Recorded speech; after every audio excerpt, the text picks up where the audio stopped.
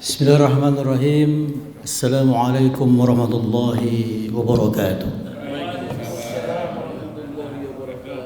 Alhamdulillah alladzi anzala as-sakinah fi qulubil mu'minin liyazdadu imanan ma'a imanihim. Allahumma salli ala Muhammad wa ala ali Muhammad. Qala Allah fil Qur'anil 'azim أعوذ بالله من الشيطان الرجيم اذهبا إلى فرعون إنه طغى فقولا له قولا لينا لعله يذكر أو يخشى. Dan berangkatlah atau pergilah kamu berdua, Musa dan Harun maksudnya, kepada Fir'aun. Katakanlah kepada dia perkataan yang lemah lembut, ya, qaulan layyina. Supaya apa? Supaya dia nyadar, supaya dia mikir, supaya dia merenung, atau supaya dia takut. Al-Quran surah 20, surah Toha ayat 43 dan 44. Sadaqallah, Allahumma arhamna bil Quran wa ba'd. Pak Imam dan Pak Makmum, ya, saudara sekalian yang saya hormati, yang dimuliakan Allah Subhanahu wa taala, bertemu lagi dalam forum kajian ba'da zuhur, ya, atau ba'da zuhur, ya. Sebelum itu saya harus mendoakan jamaah semua untuk agar Allah Subhanahu wa taala senantiasa meneguhkan iman kita, karena up and down, ya, di awal-awal bulan Januari tahun 2025 ini. Mudah-mudahan Allah selalu meneguhkan iman kita. Mungkin boleh jadi ibadah kita awalnya terpaksa, kemudian naik tingkat menjadi butuh, dan mudah-mudahan tidak lagi di level butuh tetapi levelnya level nikmat, gitu ya. Terpaksa, butuh, kemudian nikmat, ya. Kita melakukan review dan refleksi di awal tahun ini, apakah ibadah kita sudah sampai level terpaksa, butuh, atau nikmat, ya. Mudah-mudahan ibadah kita ada di level nikmat, ya. Sehingga kalau udah komat langsung berdiri, ya Ustaz, ya. Supaya itu tanda-tanda orang yang nikmat ibadahnya, ya Ustaz. Kalau nikmat ibadah, biasanya orang cenderung juga nikmat menuntut ilmu, ya. Nikmat mendengarkan tausiah, dan itu korelasinya positif, ya. Makin nikmat ibadah seseorang, biasa juga makin enak untuk dipakai untuk menuntut ilmu. Mudah-mudahan itu giroh kita untuk tetap menuntut ilmu yang tidak habis-habisnya ini senantiasa bertahan. Mungkin saya spesialis komunikasi dalam khasanah Islam, ya Ustaz Zainal, ya. Serinya hari ini saya rangkum dalam sebuah topik, agar setiap ucapan punya dampak, ya. Mungkin yang di sudut sana bisa diserongkan sedikit, ya, layarnya bisa kelihatan, ya. Agar setiap ucapan punya dampak, ya. Saya kasih dalam kurung di bawahnya itu seni berurusan dengan orang lain, ya, gitu, ya Pak, ya. Jadi nanti saya kaitkan antara khasanah Barat dengan khasanah Islam, ya. Ini sesuai pesanan, ya. Ustaz Zainal, ya. Ustaz Zainal menyebut buku bagus, buku klasik sebenarnya, dikarang oleh Dale Carnegie atau Dale Carnegie. Judulnya aslinya How to Influence People, ya. Bagaimana mempengaruhi orang, ya. Tidak hanya tidak di ranah kantor, bagaimana orang rumah, ya, istri tidak lebih tinggi suaranya dari suami, ya. Tidak membantah, ya. Bagaimana anak-anak juga gitu. Di tetangga juga gitu, ya. Jadi dalam segala sektor kehidupan, bagaimana agar setiap ucapan kita itu punya dampak, ngefek, nah istilah saya itu. Tidak ngomong sekian lalu yang didengar hanya sekian, ya. Atau istilah orang sekarang, didengar telinga kanan, keluar lewat telinga kiri. Tapi waktu saya ke THT, kanan dan kiri ini sebenarnya tidak nyambung, ya. Betul, ya, fisiologinya Ustaz. Itu telinga kanan dan telinga kiri nggak nyambung, dia putus tengah jalan, ya. Dia tertutup di sini. Jadi kalau istilah kalimatnya didengar oleh telinga kanan tapi masuk telinga kiri. Sebenarnya tidak demikian ya. Itu hanya ungkapan bahwa tidak berdampak. Nah, itu maksudnya ucapannya. Apa yang akan kita bahas kaum muslimin dan muslimat sekalian, saya akan bahas kenapa penting ya. Kenapa kita berpikir bahwa gimana caranya supaya ucapan kita itu, supaya kalimat-kalimat kita itu dipikirkan orang. Paling enggak direnungkan walaupun ditolak ya. Kayak surah Toha yang saya bacakan tadi. Allah tahu kalau ucapan Musa dan Harun nanti ditolak oleh Fir'aun. Dalam tafsir Al-Munir diungkapkan Allah udah tahu. Tapi kenapa tetap mengatakan yang lemah lembut kepada penguasa congkak itu ya? Supaya mikir si Fir'aunnya itu ya. Supaya dia merenung. Gak apa-apa ditolak. Nah itu salah satu temuannya Profesor Wahbah Zuhaili. Walaupun ditolak ucapannya, tapi ucapan itu tinggal di benaknya. Misalnya benar juga ya. Saya ambil satu ilustrasi. Ada seorang penceramah di sebuah kota ya. Begitu keluar pintu masjid diomelin sama jamaah. Jamaah itu usianya sekitar 70 tahun. Kata si penceramah, Ustadz ini apa sih yang bicarakan? Ini haram, itu haram. Merokok haram, kata sang jamaah yang usianya sudah 70 tahun. Karena penceramah ingin menghormat, dia dengarkan saja si jamaah ini nyerocos gitu ya. Tiba-tiba si penceramah hanya menepuk bahunya, Pak. Ditepuk bahunya, Pak, besok mati bawa rokok. Ditinggalkan oleh sang penceramah tanpa si jamaah ini mencoba untuk menanggapi kata-kata sang penceramah atau sang ustadz. Bulan depannya atau beberapa bulan ke depan si penceramah berceramah di masjid yang sama di kota itu juga. Tapi kali itu setelah usai ceramah si jamaah nggak lagi mendamprat ataupun menceramah atau memarahi sang penceramah. Apa katanya?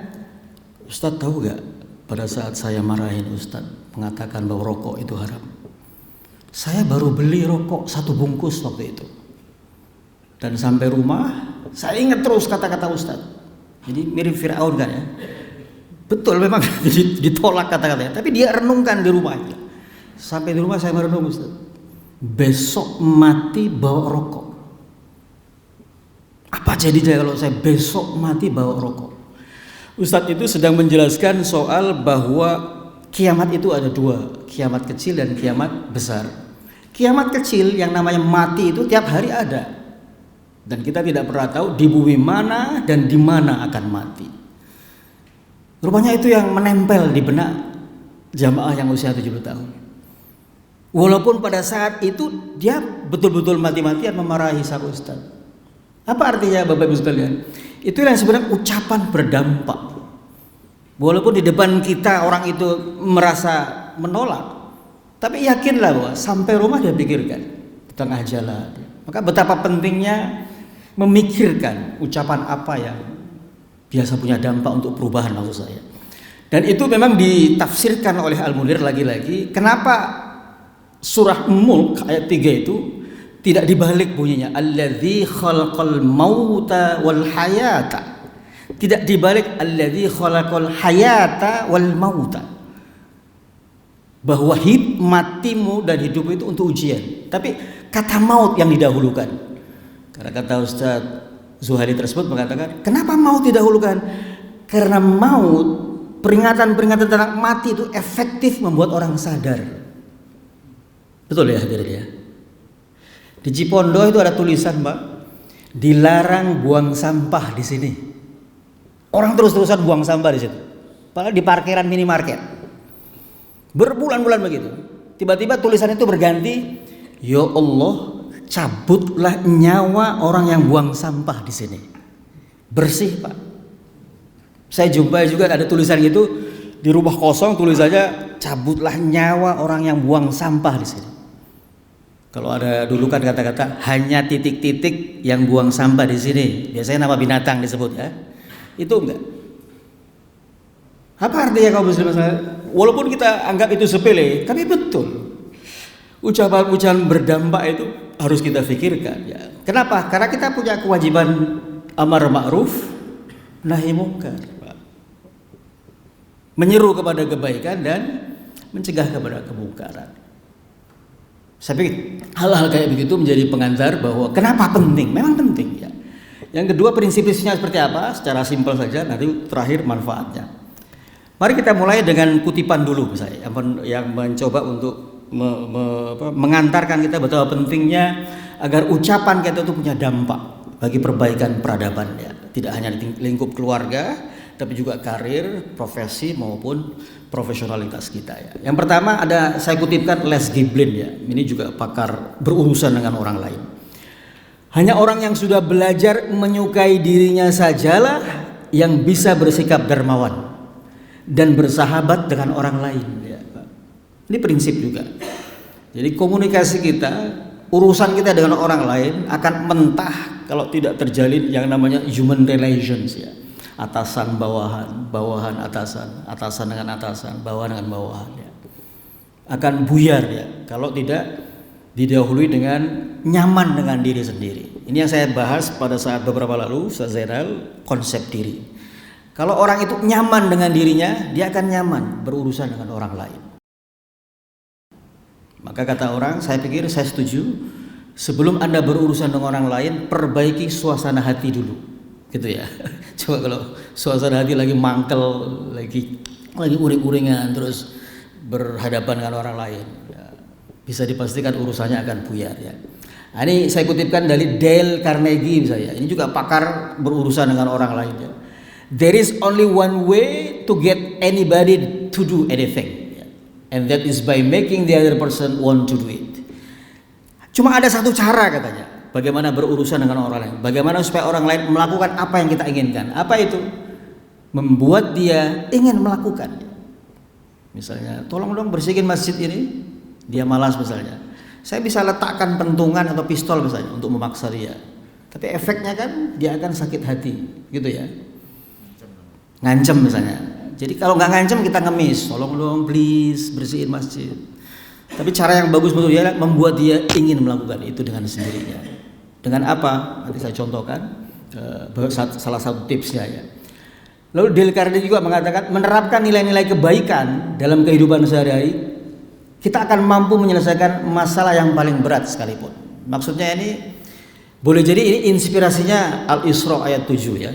In ahsantum ahsantum li anfusikum wa in asattum falaha.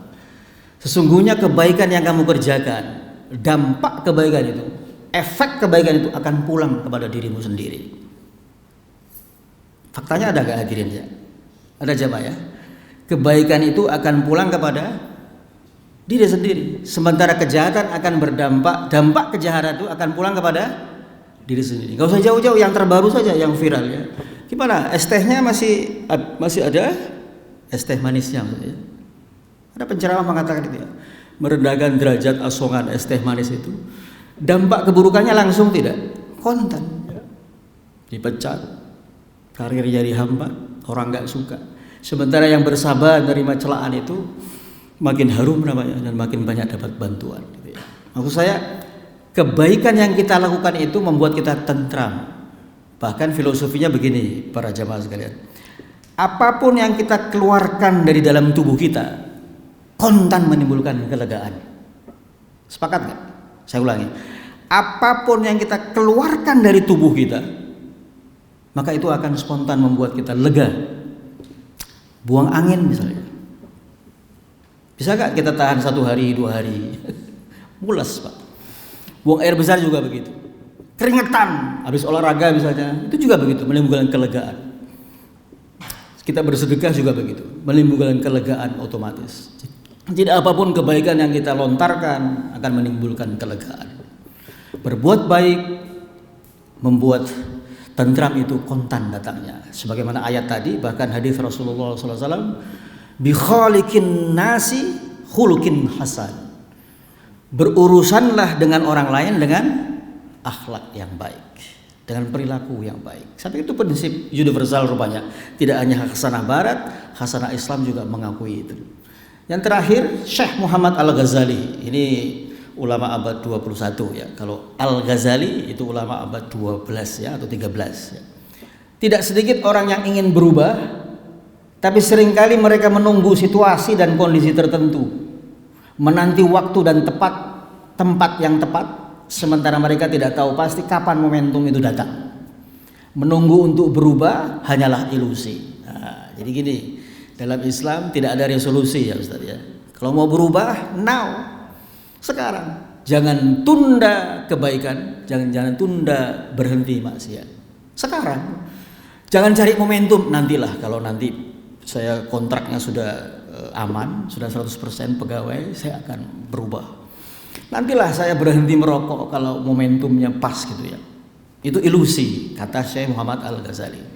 Jadi kalau ingin berubah, sekarang waktunya, tidak menunggu momentum ataupun kondisi tertentu. Ini kutipan ahli untuk mendukung topik kita pada kesempatan siang ini. Saya masuk kepada kenapa penting dulu. Ucapan-ucapan kita untuk kita jaga agar berdampak ya, kaum muslimin sekalian ya.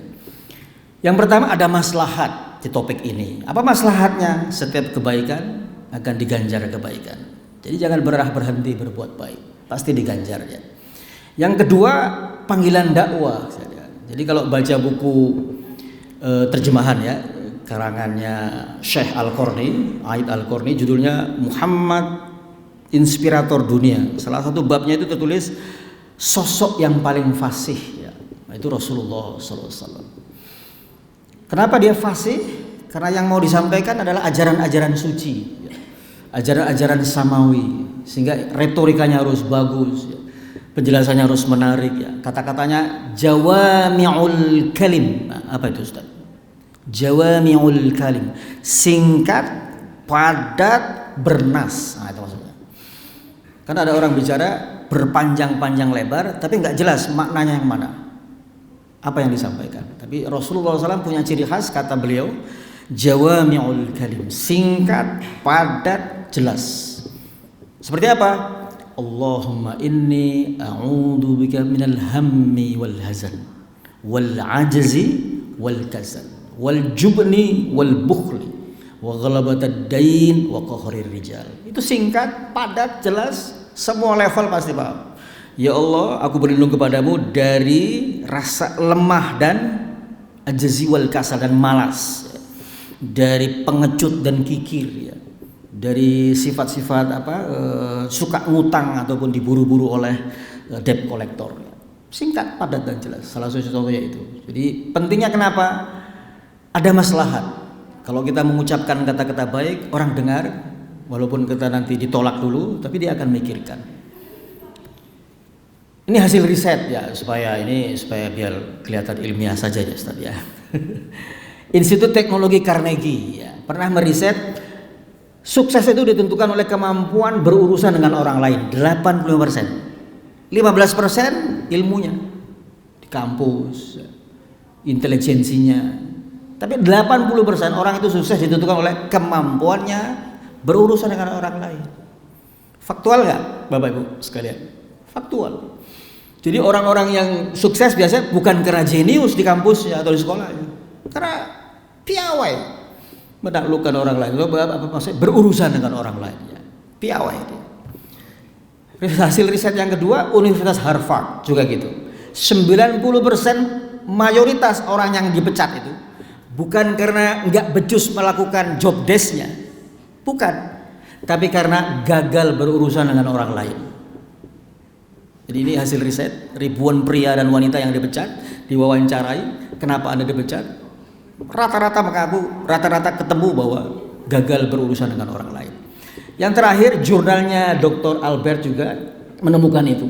Mayoritas orang, kenapa dia tidak sukses? Karena dia malas mengembangkan kepribadiannya untuk berurusan dengan orang lain. Bodoh amat lah. Yang penting saya bisa ngomong, saya bisa mengerjakan pekerjaan saya. Perkara orang itu benci atau perkara orang itu membicarakan saya, itu bodoh amat. Itu kata jurnal ini ya. Sehingga bisa disimpulkan hadirin sekalian untuk yang pertama ini, bahwa kesuksesan seseorang bukan karena semata-mata intelektualitasnya, tapi karena kemampuannya berurusan dengan orang lain. Dalam hal ini seni berurusan dengan orang lain, dan itu tidak ada kampusnya.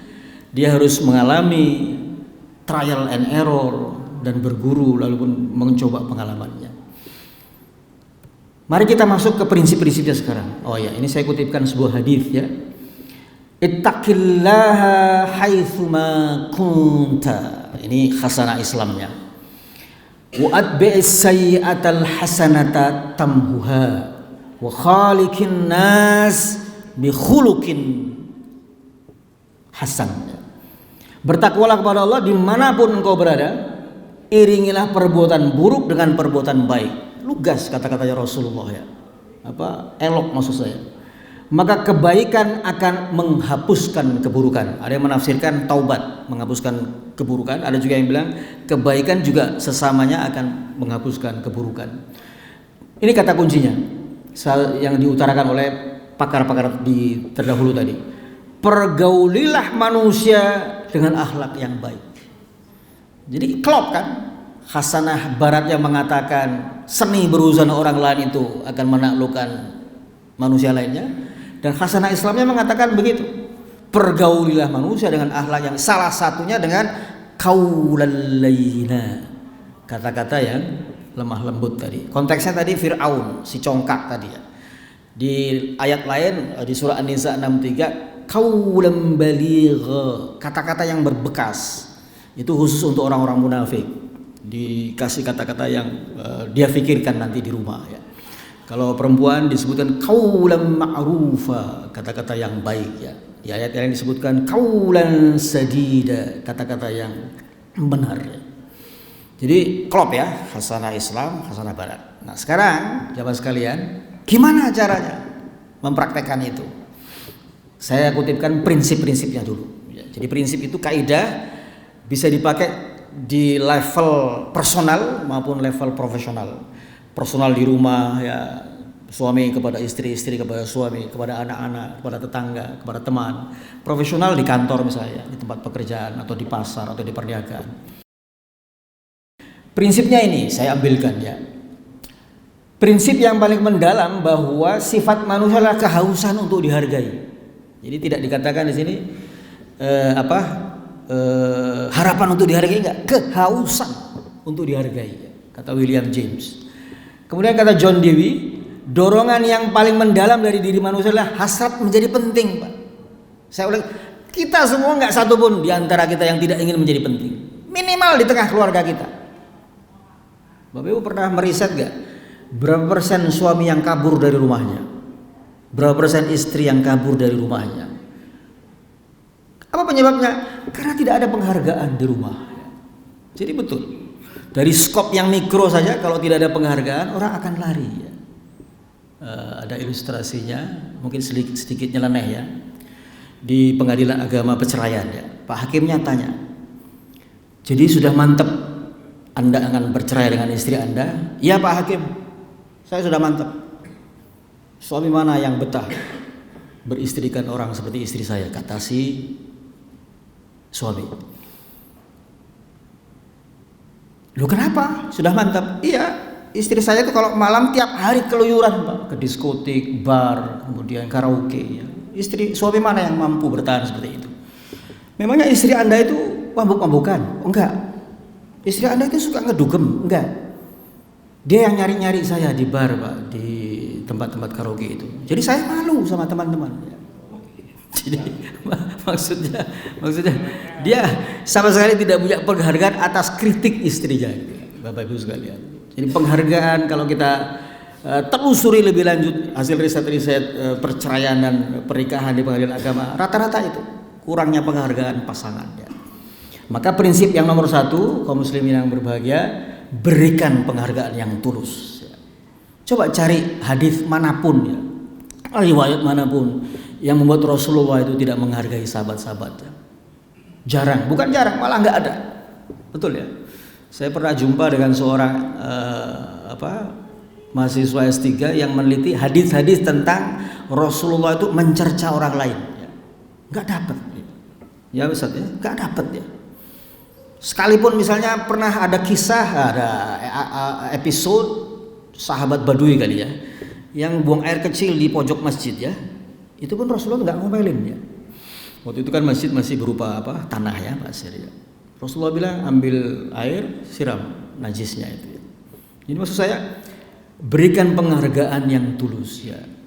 Seorang kepala rumah sakit jiwa pernah ditanya oleh seorang dosen ya, Pak, apa sih yang menyebabkan orang itu gila, Pak? Maksudnya sakit jiwa ya, kayak di jalan-jalan kita lihat yang telanjang. Dia nggak bisa jawab. Dia nggak bisa jawab penyebabnya apa. Bisa jadi sel-sel otaknya yang koslet, bisa jadi juga keadaan rohaninya ya, keadaan jiwanya. Tapi dia menjawab dengan sebuah kisah.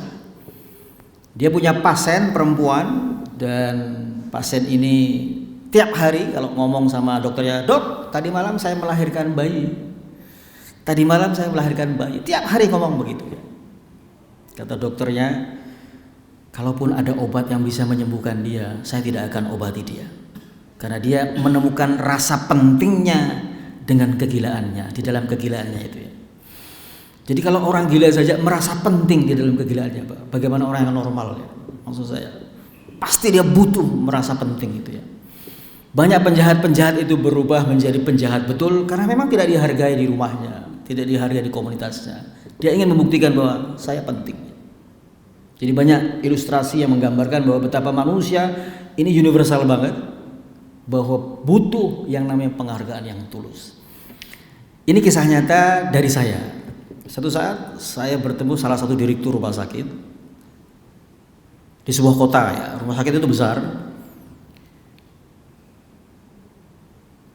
Saya nggak duga kalau pelayanannya dan sambutannya demikian manusiawi, demikian menyentuh ya.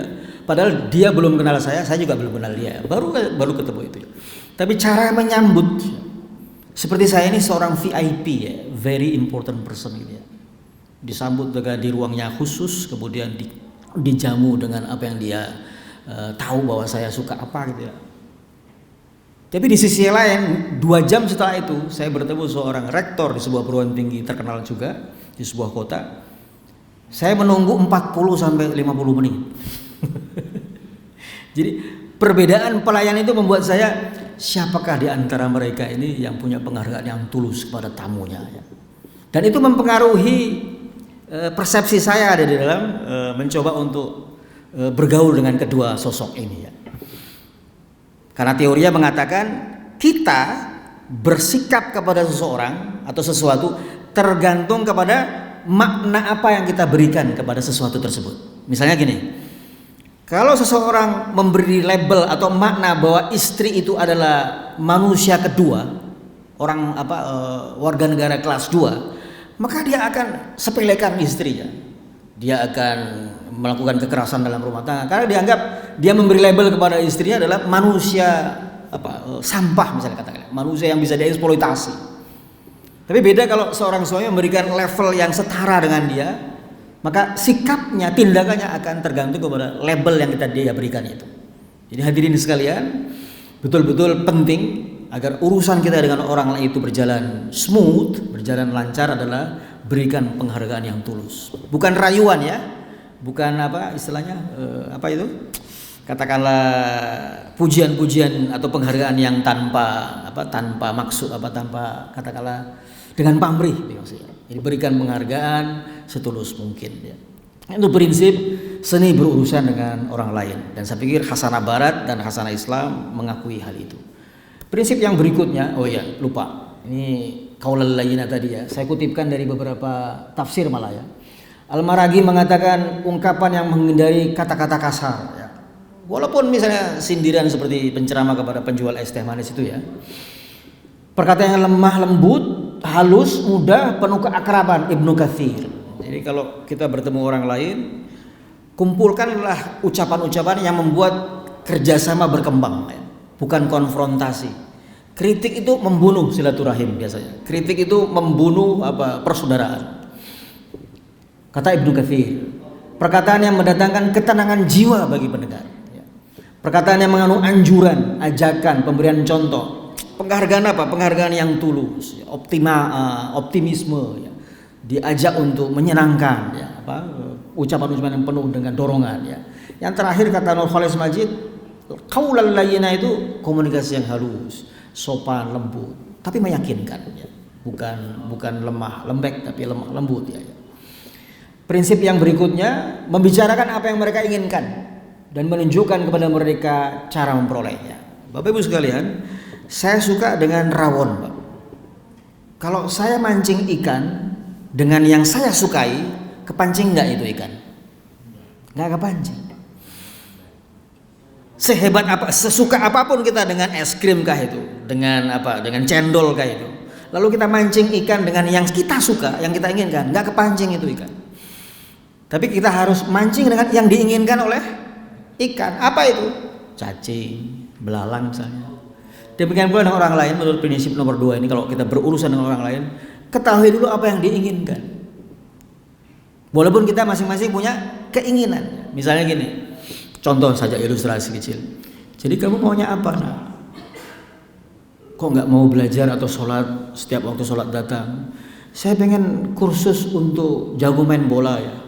Oh itu maunya, baik. Kalau gitu jangan lalaikan sholat ya. Karena kalau kamu lalai sholat, tim sepak bolamu tidak akan menang-menang. Jadi ketahui dulu apa yang diinginkan orang lain sampai dia mau melakukan apa yang kita inginkan. Walaupun kita punya keinginan sendiri, akan gagal, Bapak sekalian. Jadi alam semesta mengajarkan kepada kita, ikan akan menyukai keinginannya ketimbang keinginan orang yang mancing itu ya. Kemudian kaum muslimin yang terhormat, dari hal-hal ini maka kita bisa mengetahui manfaatnya ya. Jadi kalau kita sudah tahu manfaatnya, maka kita akan berlomba-lomba untuk mencoba untuk mempraktekkannya. Banyak urusan bisa diselesaikan dengan baik dan menghasilkan kebahagiaan ketika seni berurusan dengan orang lain itu meminjam prinsip-prinsip khasanah barat dan khasanah Islam tadi. Apa itu? Beri penghargaan yang tulus pada orang lain. Ketahuilah apa yang diinginkan orang lain. Saya pikir tidak pernah salah ya kalau ada dulu, zaman dulu ya, ketika masih belum bersuami atau masih belum beristri kan, banyak orang yang pengen supaya dianggap bagus oleh mertuanya dibawain martabak saya. Kira-kira ibumu suka apa ya? Nah, itu kan kita pengen dulu tahu ya. Itu karena ingin menarik hati mertua. Saya pikir itu level mikronya ya, betapa keinginan orang lain itu harus kita gali. Pendek kata kaum muslim yang berbahagia, ketahuilah apa yang penting untuk kita hargai dari orang lain, dan yang kedua, ketahuilah apa kira-kira yang diinginkan. Dengan begitu kata Rasulullah SAW tadi, bi khaliqin nas bi khuluqin hasan. Berurusanlah dengan orang lain dengan akhlak yang baik. Nasrun minallah wa fathun qarib wa basyiril mu'minin. Wassalamualaikum warahmatullahi wabarakatuh.